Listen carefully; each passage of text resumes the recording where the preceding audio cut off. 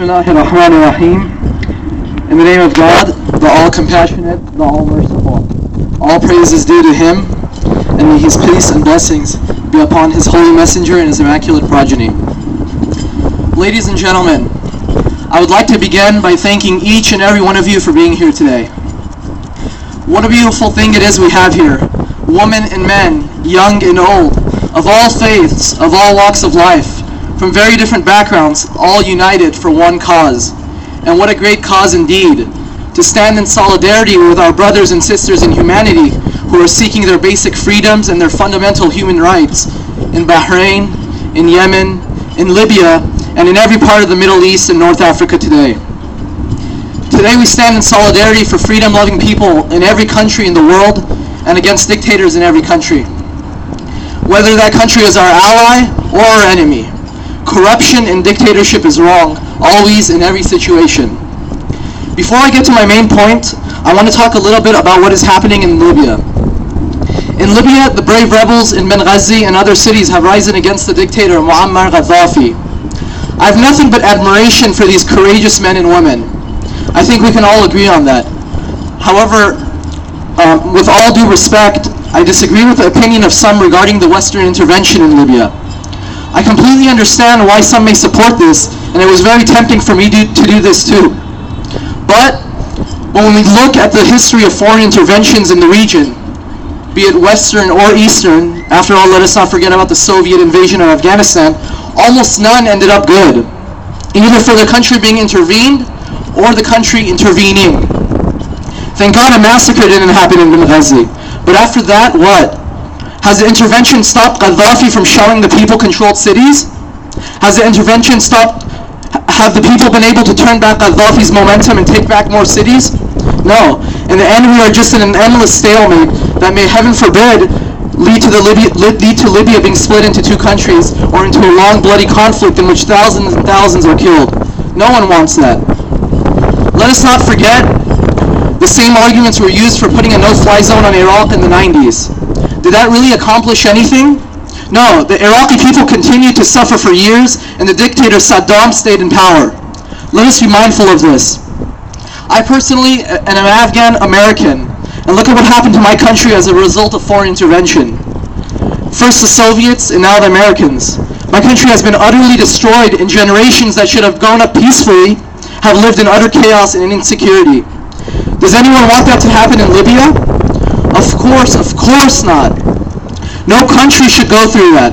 I think if our government wants to help the courageous men and women standing up against Gaddafi, they should help them stand up against Gaddafi by themselves.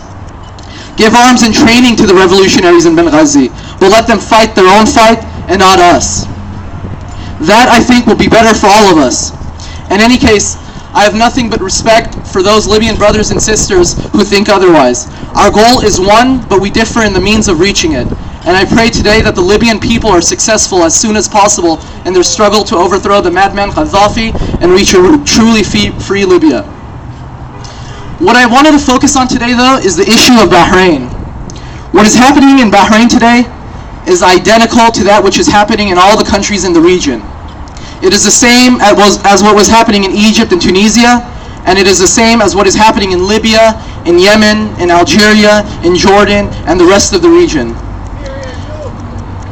We have people that are oppressed by an autocratic, an oppressive, and a corrupt government. There is the illusion of some democracy in Bahrain today, but everyone knows that is a sham. The parliamentary elections in Bahrain were the same as the parliamentary elections under Mubarak's Egypt. A lie and a hoax. The real power is in the hands of the Al-Khalifa monarchy.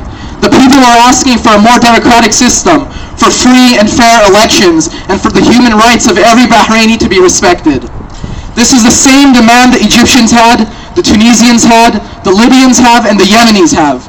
Yet unfortunately, some people are trying to make what is happening in Bahrain today into an entirely different issue. They're trying to turn this into a sectarian issue.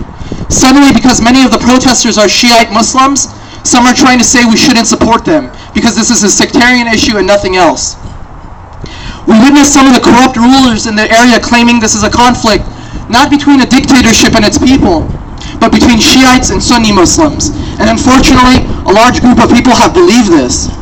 And some of the same people that were up and about supporting Egypt and Tunisia with every ounce of their being are silent about Bahrain today. Let me make myself loud and clear. This is a lie. This is a lie, an absurd falsity, a treacherous untruth. And indeed, it is not only a lie, but quite a dangerous one. Ladies and gentlemen, brothers and sisters, have no doubt that what is happening in Bahrain today is the cry of an oppressed people, both Shiite and Sunni, against their unjust government, just like the cry of the Egyptian people, of the Tunisian people, of the Libyan people, of the Yemeni people, and the cry of all the oppressed in the region and in the world. The corrupt dictators are the ones that want to turn this into a sectarian issue rather than a freedom-seeking struggle. It is the trick of a band of thieves and murderers who have realized their time in power is rapidly coming to an end and will resort to anything to extend it. Silence is complacence. By staying silent on what is happening in Bahrain because of a false belief of a sectarian struggle, you are in a way helping the Al Khalifa monarchy and GCC troops crush the people of Bahrain. Even Al Jazeera, the news network, which during the Egyptian revolution almost single-handedly brought the voice of the Egyptians to the world, was largely silent on what happened in Bahrain for weeks. When it finally spoke up, it was noticeably less than their coverage of Egypt, Tunisia, and Libya. Furthermore, they seemed to refrain from showing the more intense confrontations between the protesters and the government, and whitewash the GCC's involvement. Is it because Bahrain is much closer to Qatar, so events there are an actual threat to the government, unlike something far away like Tunisia? I do not know. They seem to be improving recently, and I sincerely hope this continues. Now I have a question for you. The vast majority of the Palestinian people are Sunni Muslims. Is the issue of Palestine a Sunni issue? Is it only limited to Arab Sunni Muslims? Have Shias refrained from supporting the Palestinian cause, saying it is a Sunni issue? No. Such thinking is ridiculous. The issue of Palestine is not only a Sunni issue, indeed it is not only a Muslim issue or an Arab issue. The problem of Palestine is a problem for all of humanity. Every informed, justice-seeking, freedom-seeking person in the world is hurt by the suffering of the Palestinian people. The world is not blind. We see what is happening in Palestine. We also see the crimes that are happening in Bahrain today. Why is Bahrain any different? Let me give another example. Let us look at what happened in Egypt only a few weeks ago. We all witnessed the beautiful revolution that happened in Egypt and is continuing to happen in Egypt today. The entire world stood in solidarity with and in awe of the brave Egyptian people. In Egypt, it was not just Muslims fighting the Mubarak dictatorship. Muslims and Christians protested side to side. Religious and secular stood side to side. No one refrained from supporting the Egyptians, claiming this was only a Muslim or Arab issue. Why should Bahrain be different? Any different? There is no difference between Gaza and Egypt, between Yemen and Libya and Bahrain. Oppression is wrong everywhere. How can any person who claims to support justice, to support freedom, to support human dignity, not be disgusted by the Bahraini government's crackdown on its people, and even worse, foreign interference in Bahrain? How can any decent human being justify the interference of Saudi tanks in Manama? How is it that according to our own State Department, when some countries criticize the government's response in Bahrain, it is considered interference, yet when Saudi Arabia sends soldiers and tanks into Bahrain, it is not? Today we demand the Bahraini government stop its crackdown on peaceful demonstrators and give in to its people's legitimate requests. We demand all GCC foreign troops to leave Bahrain immediately. The movement of Saudi and UAE, United Arab Emirates troops into Bahrain to crush the people is like that of Saddam into Kuwait. It is nothing short of an invasion. The king of Bahrain does not represent his people. He has no authority to invite in foreign troops when the people are against it. Furthermore, we demand our government use all diplomatic measures available to it to pressure the GCC troops to leave Bahrain and for the Bahraini people to respect its people. For the Bahraini government to respect its people. We do not want more American interference in the region. That is neither in our interest nor the people of the region. But we know our government is capable of much, much more via peaceful methods. Our government has had has huge influence over the Saudis. It is extremely unlikely that they would have taken such a rash action without some kind of green light from the White House. It is time that our government ends its double standard in regarding these movements. Our government reluctantly supported what happened in Egypt, gives strong support to the people rising up against the dictator Gaddafi, yet in Bahrain takes a very different approach.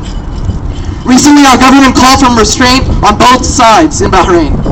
What kind of joke is this? They are making it seem as if both sides are equally guilty. What kind of restraint does our government expect from unarmed people protesting for their legitimate rights? It is things like this that hurt our image abroad. We ask for President Obama and his administration, our government, to do more via peaceful methods to help the Bahraini people in their struggle for freedom. Let us emphasize one more time, this struggle from freedom is not a Shia or Sunni struggle.